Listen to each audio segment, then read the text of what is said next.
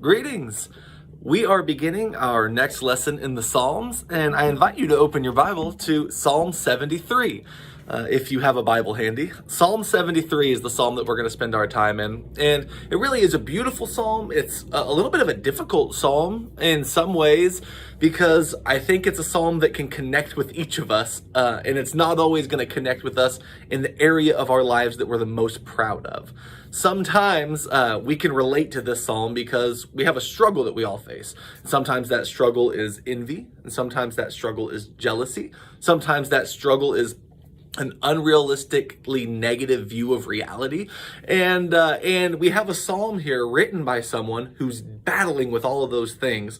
But then he also seems to overcome those things and praise God at the end of the psalm. And so we're going to look at this psalm and hopefully be able to learn some important and valuable lessons from it. If you look if at Psalm 73, right before verse 1, it'll say, the end of the wicked contrasted with that of the righteous. And so that's really what the struggle is. The psalmist, who is Asaph, by the way, if you look right above verse 1, it says a psalm of Asaph. He seems to be struggling with the idea that if you look at the world, it just doesn't always seem like God is in charge. It's like if I knew that there was a judge who was righteous and just, and he loved me, and he cared about goodness and righteousness, and he could do all things, I would expect that the world would look differently than it does. In fact, there are people who have brought against God the accusation, or brought against Christianity the accusation that there could be no all good, all powerful, and all knowing God. Because if there's evil in the world, and he knows about it, and he doesn't like evil, and he has the power to stop evil, then he should be able to do that. So if there really was a perfect, all-good, all-knowing God, he would know about all evil, he would solve all evil, and he would want there to be no evil. And so a world with a God like that would look very different than our world. At least that's the claim that some people make. And that's the claim that Asaph seems to be struggling with, because he looks at the world and he sees people who have no regard for God on the top, and people who are pure in heart on the bottom. And he sees that wicked people prosper and righteous people suffer. And he says, this doesn't make sense. Is there even any benefit at all to serving God or to keeping my heart pure? I mean, if I do that and I still find myself on the bottom, what's the point of this whole thing? Isn't God good to Israel, or isn't God good to those who are pure in heart? Sometimes it doesn't always feel like it. And that he kind of talks himself into this pit of despair, and he develops this worldview where God is not the judge that we think he should be. And he almost comes to the point of slipping, he says. He almost comes to the point of giving up on God as judge and giving up on the righteousness of God. But he stops himself. Before he reaches that point, he stops himself. And he reminds himself of several very important things that I think we could all be reminded of. And he's able to end the psalm actually by praising God and recalibrating his mind to remember the goodness of God. And I think that's something that we could all use from time to time. Okay, so if you look right above Psalm 73 in your Bible, it might say something like Book 3. This is the first psalm of the third book of the Psalms. So if you remember, the Psalms are actually divided into 5 books. And each of these books has a little bit of a different flavor to it. For example, the third book of the Psalms only has 1 psalm attributed to David, but it has 11 psalms attributed to Asaph. Asaph is the one who writes the first 11 psalms. So it seems like Book 3 might have started as a collection of the Psalms of Asaph, because he has the first 11, and then you see a couple from the sons of Korah, you see one from an Ethan, and then you see 1 psalm of David. And so you kind of go through and the first 11 are Asaph, and then you see a couple there at the end until you get to Book 4, which Book 4 is fascinating how it begins. Do you know who wrote the first psalm of Book 4 of the Psalms? Moses. A lot of people don't usually associate Moses with the Psalms, but Psalm 90 is the first psalm of book 4, and it is a prayer of Moses, the man of God. And so that one's actually attributed to Moses. And so we have so far looked at Psalm 8, which is in book 1, Psalm 42 and 43, which is in book 2. We looked at Psalm 145, which is in book 5, and now we're looking at Psalm 73, which introduces book 3. It introduces these psalms of Asaph. Asaph is an important guy when it comes to the temple and when it comes to Levitical singing and psalms and all of that. In 1 Chronicles 25, we have the account of David appointing Asaph along with someone named Heman and Jeduthun. Heman is also mentioned in book 3 of the Psalms, by the way. But they are stationed to lead in the worship of the temple. And so 1 Chronicles 25 and verse 1, it says, "Moreover, David and the commanders of the army set apart for the service son of the sons of Asaph and Heman and Jeduthun, who were to prophesy, with lyres, harps, and cymbals. And the number of those who performed their service was," and then mentions verse 2, "of the sons of Asaph," and it mentions his sons. And then verse 3, the sons of Jeduthun, and mentions his sons. And then verse 4, of Heman, and mentions his sons. And he says that in verse 6, "All of these were under the direction of their father to sing in the house of the Lord," so to sing in the temple, "with cymbals and harps and lyres for the service of the house of God. Asaph, Jeduthun, and Heman were under the direction of the king." And so Asaph, under the time of King David, is one of those who was first appointed to be a leader in the worship. And it's his sons after him that become leaders in the singing service there at the temple. And so Psalm 73 and those following are attributed to him. They are Psalms of Asaph, who is this leader in temple singing. But even a leader in temple singing can have his dark days. He can have his days of despair. He can have his doubts. And I think that's also an important thing that is helpful for me to remember when we go through this psalm is this is a righteous person who's writing this psalm. This isn't some wicked guy who doesn't love God. He legitimately loves God, but he's confused and he has doubts. And there are times throughout my life that I get confused, and there are times throughout my life that I have doubts. And it's helpful to know that there are actually inspired accounts of people in Scripture who have the same types of doubts that I do, and yet they remain faithful to God. And I think it's a reminder that you're not a bad person for having doubts. You're gonna have doubts. I think every serious thinking Christian that I know has some areas that they struggle with, some doubts that they have. It's really hard not to have doubts. And so this is how an inspired writer and an inspired singer and worshiper in God's temple and in God's house of praise, how he struggles with doubts and how he overcomes them. And so let's begin Psalm 73 and verse 1. He begins by stating the fact. This is the fact that he knows in his heart and in his head, he thinks, but it's also the fact that he's doubting. This is what's causing all the problem, because this is supposed to be true, but it doesn't seem like this is true.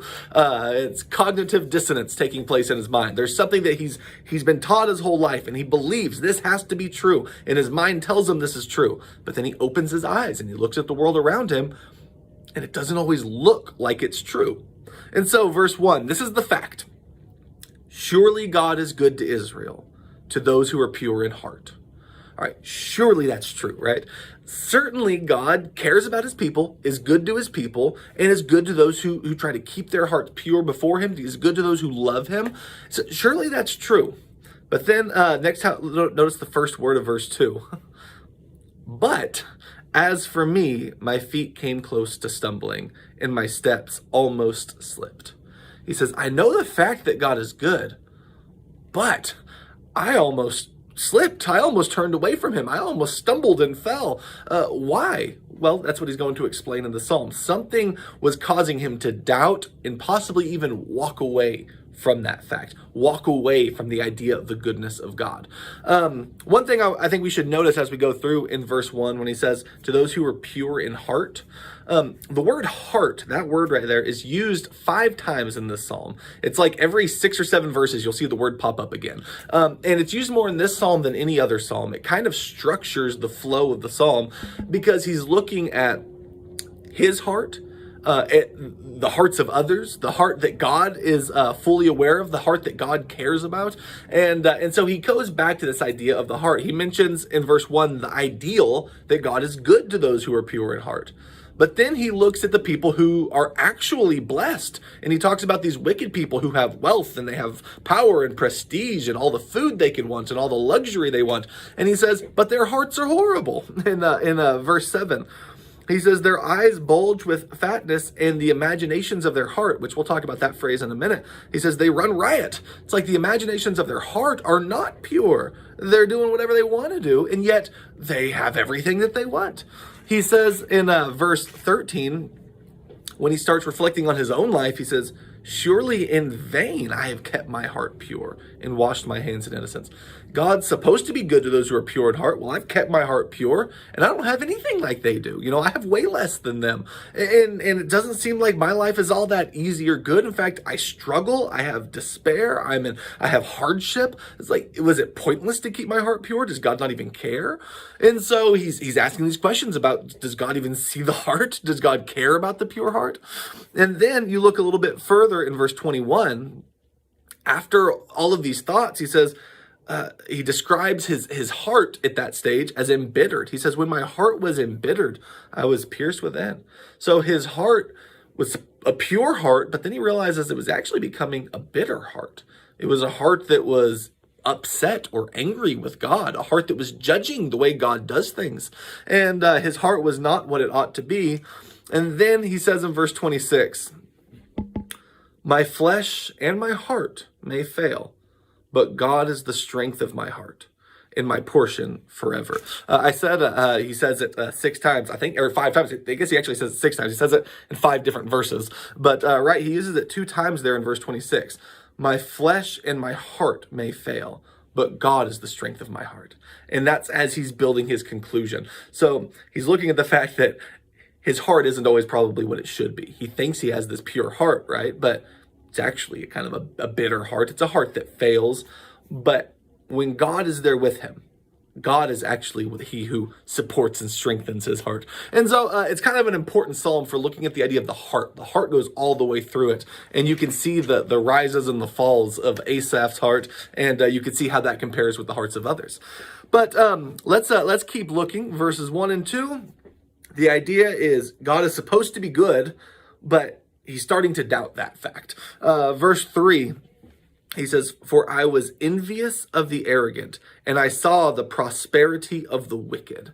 And so this is what the problem is. He becomes arrogant, and he becomes envious because he sees the prosperity of the wicked. And that arrogance, a really important idea, which we'll talk about. But he says, I became envious. He was looking at the world around him, and he was seeing that there were people who had so much more than him, even though they didn't lead in the worship of the house of God like he does. And they didn't spend their lives in service and worship to the king. And they didn't have pure hearts. And they weren't innocent. They were guilty of horrible things. And yet they seemed to prosper, and they seemed to be blessed. And that's not the way you would want a judge to act. You wouldn't want there in the court case, the person who is innocent to be sentenced to the prison, and the person who's guilty to be rewarded. You would think that'd be a horrible judge. Well, if God is supposed to be the judge, why is it that when we look at the world, you have wicked people who are elevated and righteous people who are demoted? Like, where's the justice in that?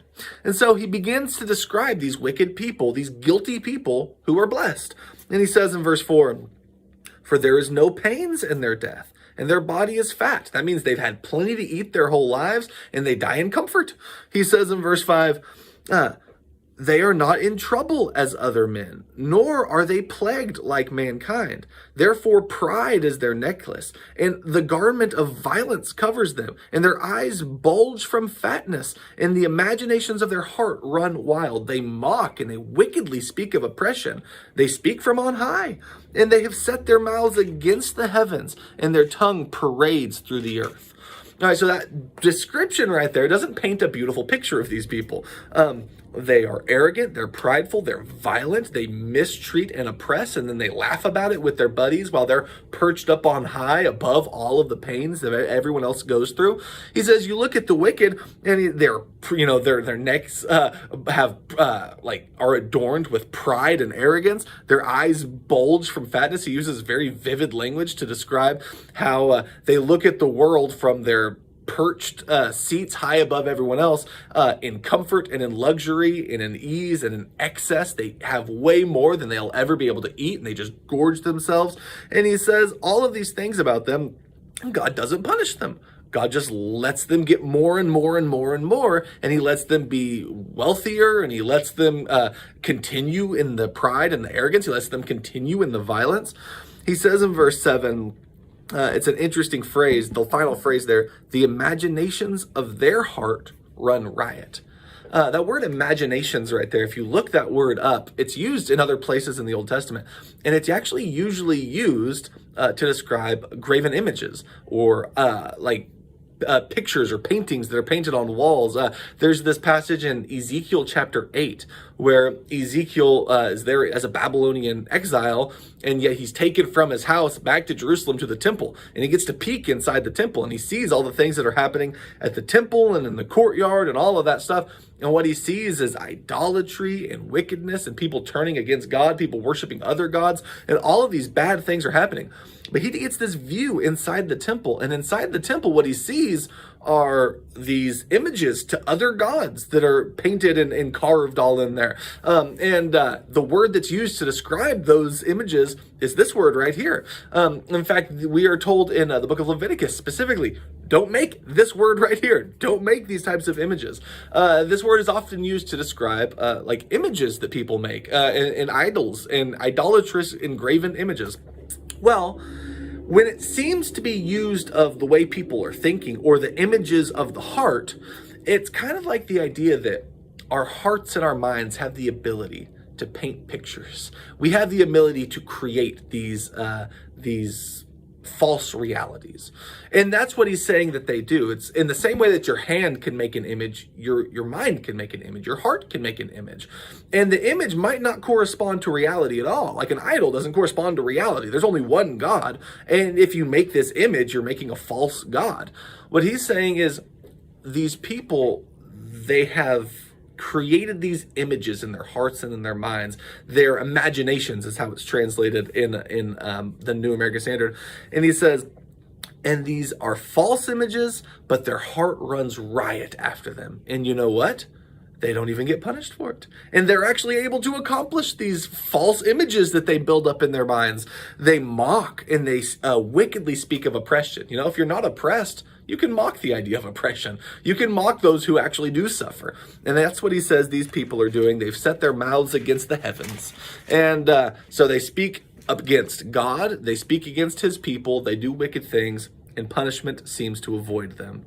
It says in verse 10, therefore, his people return to this place, and waters of abundance are drunk by them. They say, how does God know? And is there knowledge with the Most High? Behold, these are the wicked, and they are always at ease, and they always increase in wealth. And so that's his final description of these wicked people.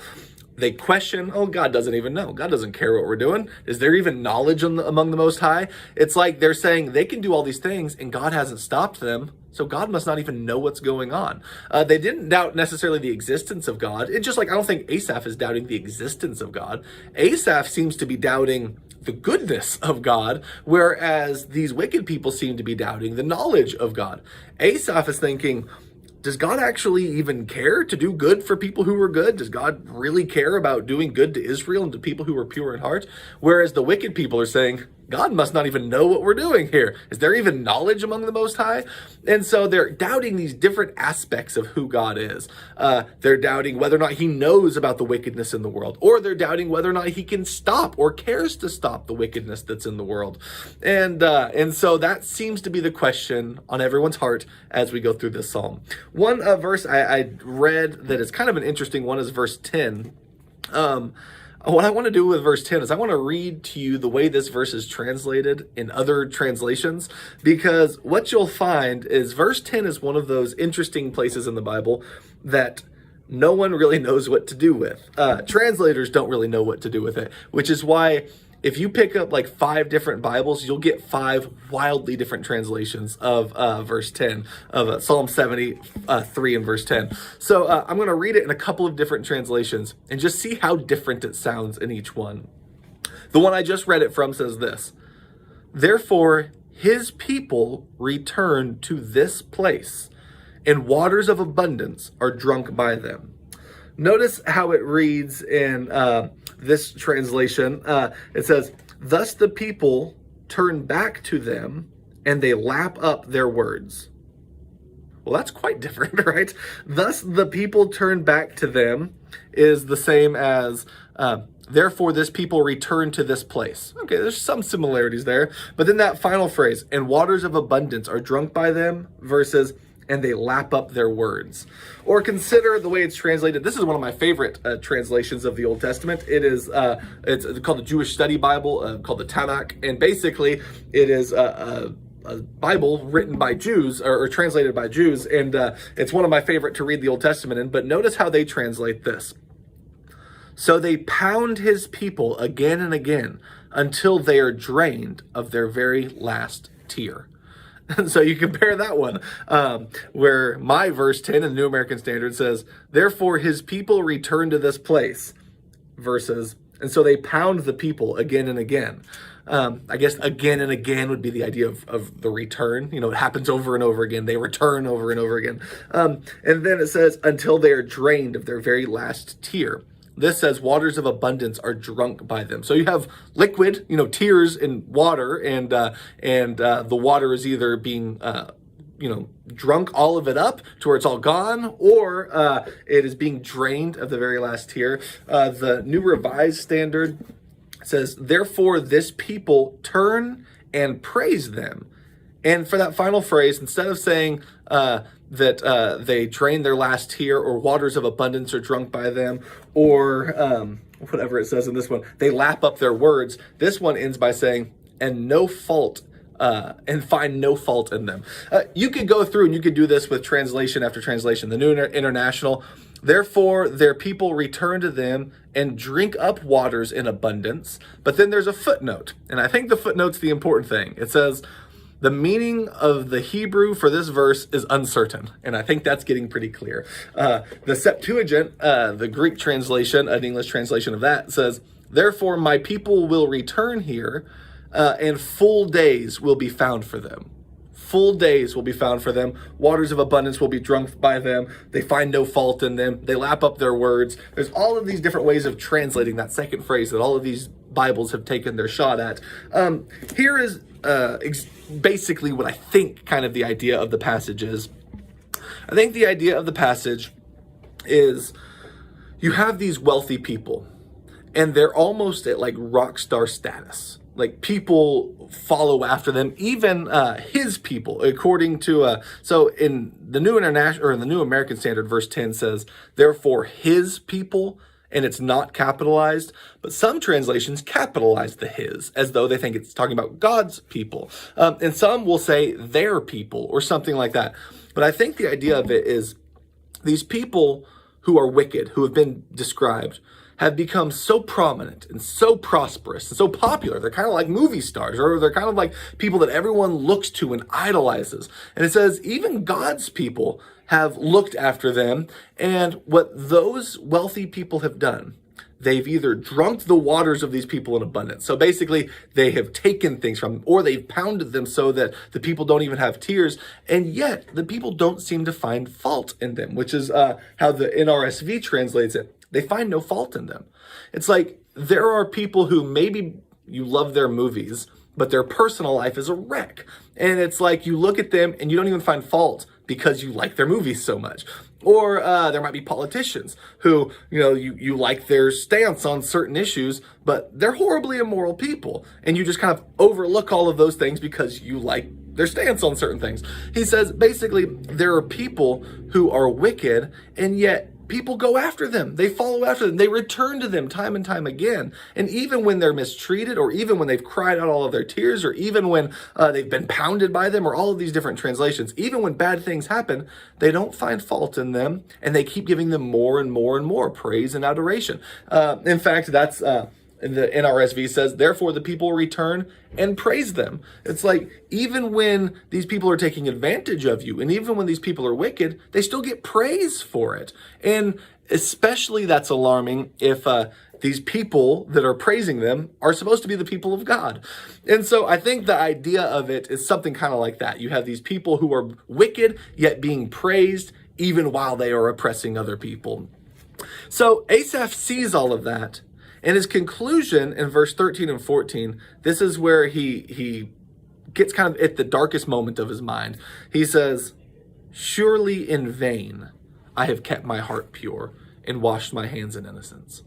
He says, looking at all of this, looking at the way the world is and looking at all these people, it must just be in vain, pointless, worthless that I've tried to keep my heart pure. What's the purpose in following God if he's not actually a just judge? What's the purpose in following God if he's not actually going to do what justice would demand that he do? Does he care?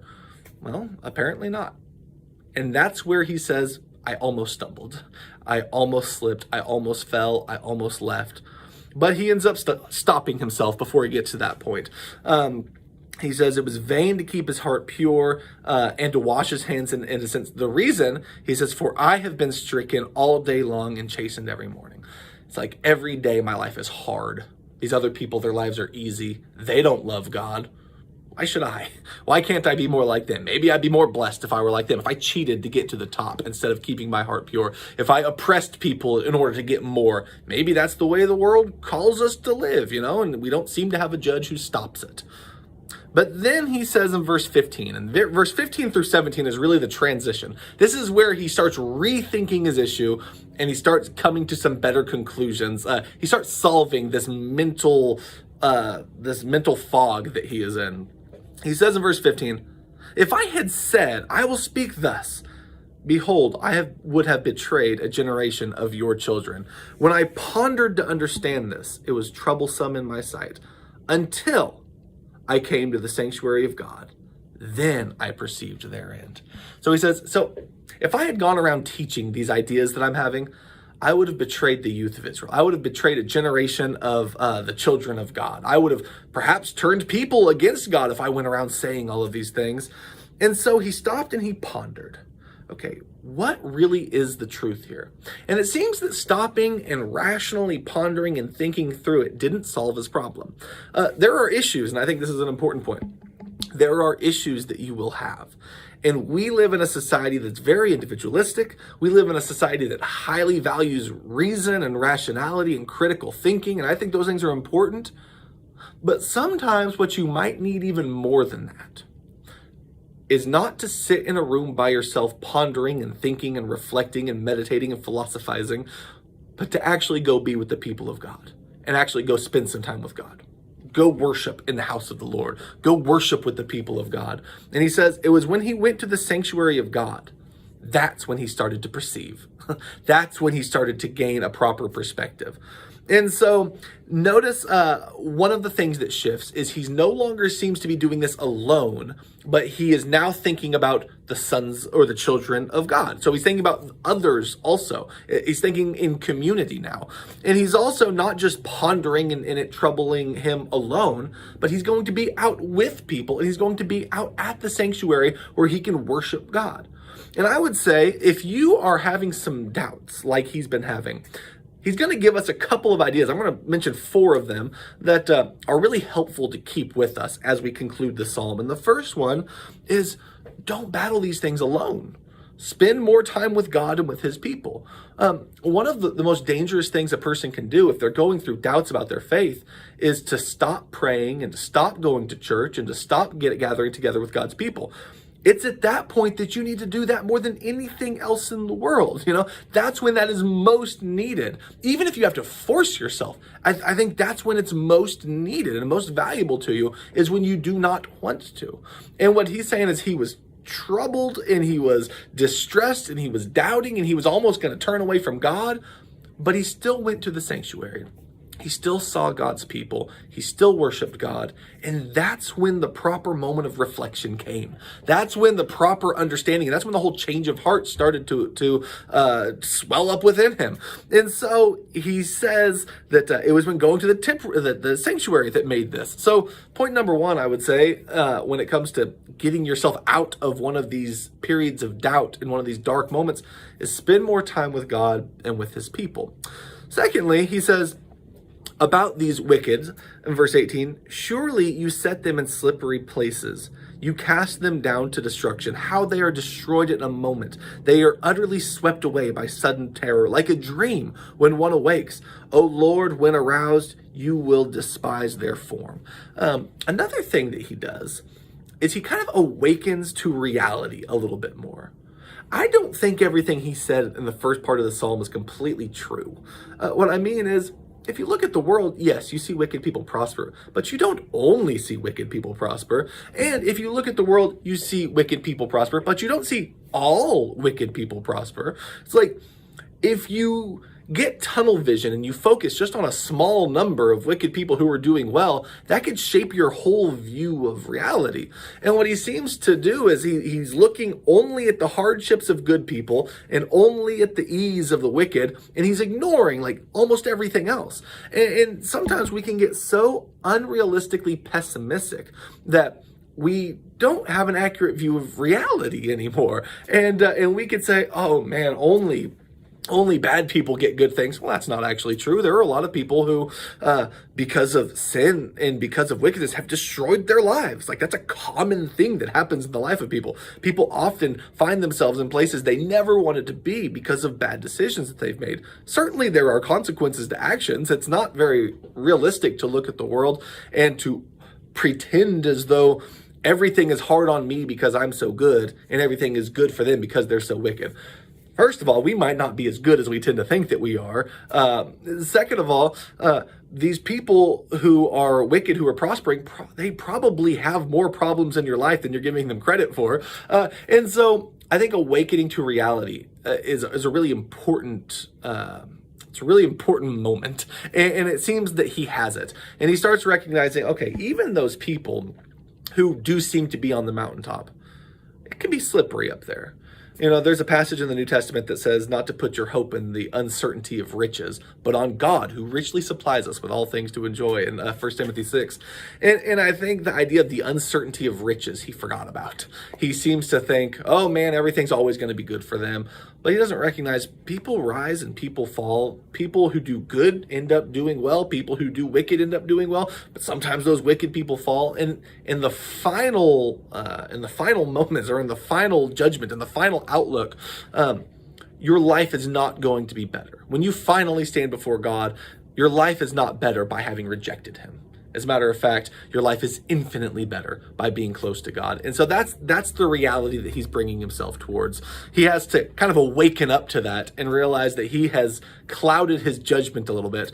But I do think he's starting to awaken up to it.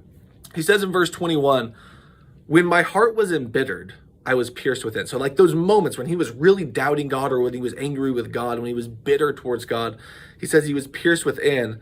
Then I was senseless and ignorant, and I was like a beast before you. He says, when I turned against God, it was like, that's when I stopped being rational. That's when I started acting more like a beast. If you remember all the way back in verse 3, he says, for I was envious of the arrogant. There are people who are arrogant, and there are people who seem to immediately think that they are better than everyone else. And an idea that I think comes through in this psalm is that Asaph himself became envious of the arrogant, and in that same time, he himself became arrogant. He adopted their arrogance in himself, and their hearts. He adopted a heart of bitterness. And it was like the people who he most despised, he started becoming like them because he was turning against God like them. But I think the idea of arrogance is a really important one, especially when it comes to our dissatisfaction with God. One of my favorite poems is written by Alexander Pope. It's an essay on man, and there's this section of it where he describes what it really means for human beings to judge God. Because we often find ourselves doing that. If we don't like the way the world is going, or Asaph, he sits here, he looks at the world, he thinks, this isn't the way that it should be. And he puts himself in the seat of judging the way things ought to be. And then he finds God guilty because God's the one who's not doing things the way he ought to do them. And if you think about what that means, it means you've put yourself as God's judge. Or in essence, you put yourself as God's God. I want to read this poem just kind of as we start drawing this to a close. But I think it's an important reminder that we're not actually qualified to be God's judge. We're not actually qualified. We don't have the information that God has. We have no idea when something negative in our life might end up producing something positive. Just a quick illustration, but a lot of people are getting vaccines right now for COVID.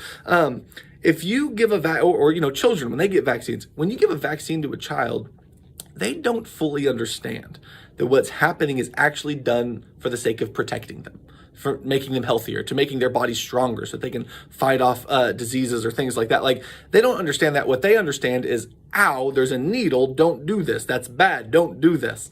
And I think sometimes we can have the tendency in our lives to see a needle and think, ow, don't do this, this is bad, and not understand that there might actually be some benefit on the other side of this thing. And I'm not trying to get into a vaccination debate. I'm just using an illustration. But the idea, I think, is that we don't have the knowledge that God has. And God might see things in our lives that are negative for us in the moment, but could ultimately be good for us down the road. And we don't have the ability to do that. So we should never put ourselves as the people who judge God. The poem says this: Go wiser thou, and in thy scale of sense, weigh thy opinion against providence. Call imperfection what thou fanciest such. Say, here he gives too little, and there too much. Destroy all creatures for thy sport or gust, yet cry, if man's unhappy, God's unjust. If man alone gross not heaven's high care, alone made perfect here, immortal there. Snatch from his hand the balance and the rod, rejudge his justice, be the God of God. The idea is, when we do that, we end up snatching the rod of justice from God's hand and claiming it for ourselves. We end up rejudging his justice as though we're the ones who are actually in charge. We end up being the God of God. We look at the world and we say, oh, there he gives too little, there too much. All of a sudden we act like we know more than he does. And I think that's one of the problems that Asaph is struggling through. And he says, he in this moment of realization goes from being what he considers the proper one who understands and the one who says that God is being unjust. He's being God's God. To the end of verse 22, he recognizes, I was senseless and ignorant, and I was like a beast before you. He finally realizes we're all ignorant when it comes to the mind of God. We're all ignorant as to the purposes of God and why God would do things and why God would allow things. And to act like we're not is an unrealistic view of reality. So he concludes the psalm with our fourth admonition. Basically, the first one is spend more time with the people of God and with God. The second one is to awaken to reality. Don't become so unrealistically pessimistic that our view of reality is no longer adequate. The third one is humble ourselves. Don't try to be God's God. Recognize there are things we don't know. There might be purposes that we are unaware of that God has, and live as though that's on the table and that we can trust God even if we don't understand. We're not told to understand, to know, or to approve of everything God does. We're told to trust God and to follow. And I think that that's a helpful reminder. But then the final admonition is to recalibrate our idea of what good actually is. In verse 23 through 28, I think that's what he's going to do. Because at first he had been thinking, well, the wealth and the fatness and the splendor and the excess, that's what the good is. And that's what these people have. And that's what I want. But then he realizes, you know what? Maybe I've had the good this whole time. Maybe the real good in this life isn't fatness and splendor and wealth and luxury and power and prominence. Maybe the good is actually something else. Maybe God himself is the good that we seek to attain. So verse 23 through 28 says, "Nevertheless, I am continually with you. You have taken hold of my right hand. Your counsel will guide me, and afterwards receive me to glory. Whom have I in heaven but you? And besides you, I desire nothing on earth." Compare that with the way he was talking earlier about how he wants everything that the rich people have, or he wants everything that the wicked people have. What he ends up saying is, you know what? Everything in heaven and on earth that I could ever possibly want is you, God. So he starts recalibrating his idea of what good actually is. And being the one who is near God, the one who, verse 23, is continually with God, who is being led by his right hand by God, that's actually what the good is all about. He says in verse 26, "My flesh and my heart may fail, but God is the strength of my heart and my portion forever." I shouldn't put my trust in myself and in my heart and in my mind and in my ability to reason and my ability to figure things out. Just put my trust in God. He's the one who will be my strength henceforth and forevermore. Verses 27 through 28. "Therefore, behold, those who are far from you will perish. You have destroyed all who are unfaithful to you. Those wicked, they don't remain the most blessed ones forever. But," verse 28, "as for me, the nearness of God is my good." That's what good is for me. More important than all the other things you can mention in this world, if I'm near God, that's the goodness that I'm after. Those who are far from God, they don't last. The nearness of God is an eternal good. And he says, "I have made the Lord God my refuge, and I will tell of all your works."